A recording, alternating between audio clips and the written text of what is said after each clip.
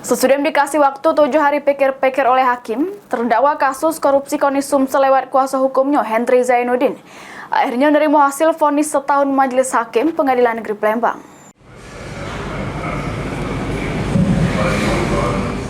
Sidang kasus dugaan korupsi dana hibah Komite Olahraga Nasional Indonesia atau KONI Sumsel yang ngejerat mantan Ketua Umum KONI Sumsel Henry Zainuddin pada 10 September 2024 lewat.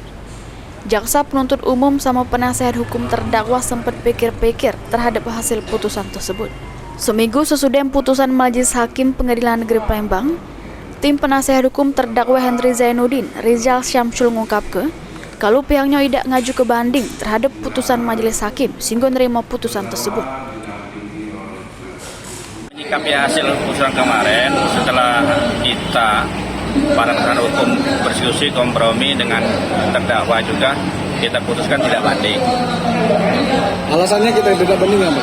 Ya, alasan tidak banding paling tidak apa yang didakwakan, apa yang diputuskan oleh hakim itu sudah memenuhi unsur keadilan bagi klien kita.